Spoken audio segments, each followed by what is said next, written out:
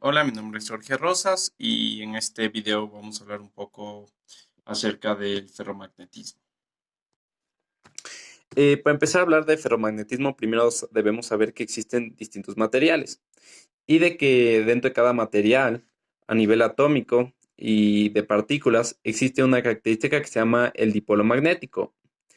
El dipolo magnético nos indica una unidad o un vector eh, que describe procesos magnéticos.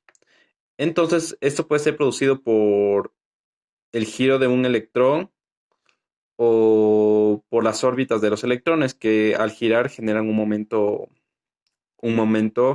magnético.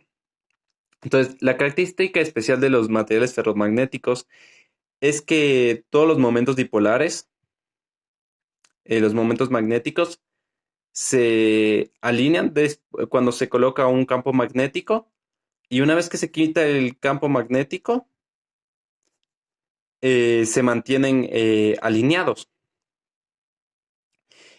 Algunos materiales que son característicos ferromagnéticos son el hierro o el cromo, especialmente el hierro. De hecho, bastantes de los imanes permanentes que se hacen en la casa se deben a esto. ¿Y cómo se genera este ferromagnetismo? En los orbitales de los átomos, en los materiales ferromagnéticos, la característica especial es que se tiende a tener eh, los, los momentos magnéticos en una sola dirección en los pares con electrones impares, es decir, que no comparten el mismo orbital. Es por esto que aquí no hay otro electrón que esté en esta dirección, otro momento magnético. Sin embargo, los materiales ferromagnéticos sí se cumple esta condición de que los vecinos tienen a alinearse. Eh, pero muchas veces nos preguntamos entonces, ¿por qué no toda pieza de hierro es un material, es un imán permanente? Esto se debe a que los, en un material se puede estar, hay distintas partes que se denominan dominios, donde están alineados en los momentos magnéticos en una sola dirección, pero difieren entre dominios.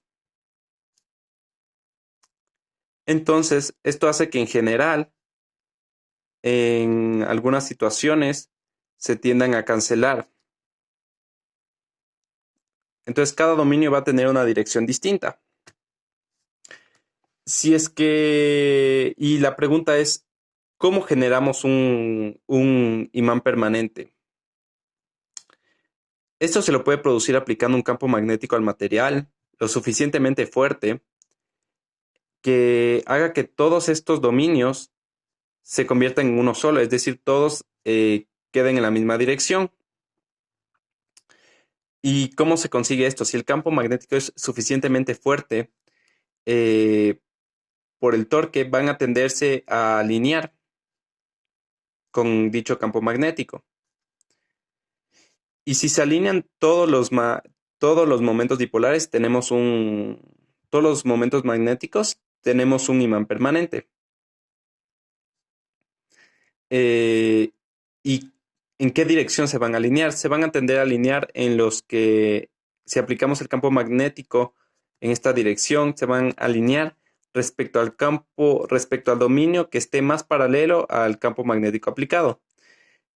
Y en las fronteras se van a dominar va a dominar los vecinos que están más paralelos a esto. Es por eso que al final todos terminan en la misma dirección.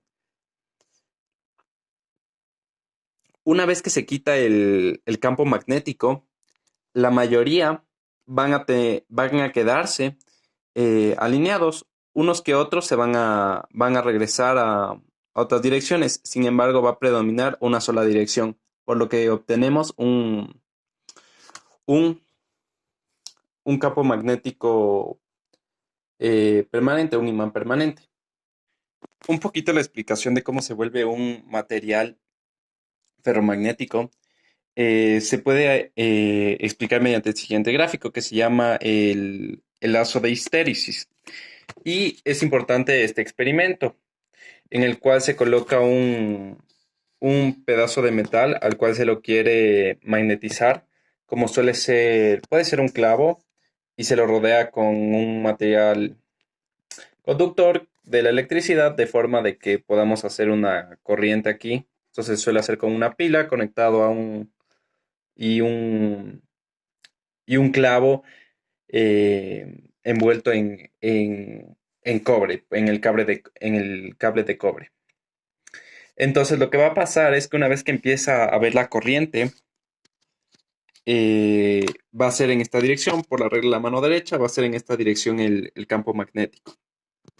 Entonces, los momentos magnéticos del clavo o del material que vamos a empiezan a alinearse hasta que llega a un punto de saturación. M representa el momento magnético total en el volumen.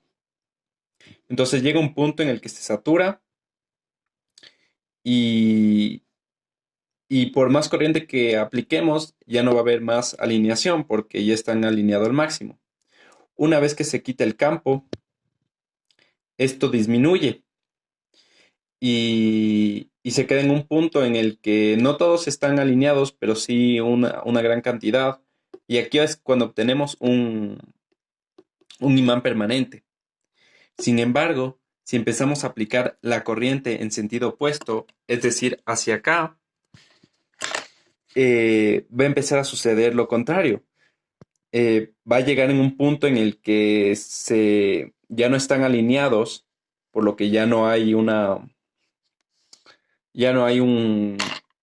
momento magnético neto, por así decirlo, en el material, para que este sea un imán, y se cambia la dirección de los momentos magnéticos, por lo que se llega a un punto en el que el campo cambia de dirección y va en el sentido opuesto. En este caso, la corriente ya no iría así, sino que iría así, por lo que iría en esta dirección.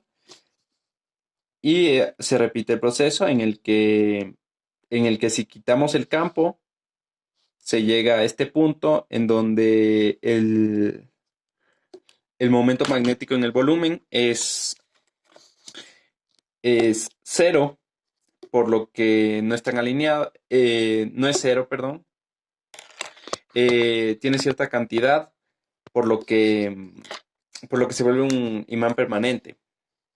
Y si continuamos y si cambiamos el sentido de la corriente nuevamente, lo que va a pasar es que en un punto se va a volver cero y nuevamente se va a repetir el proceso ya mencionado.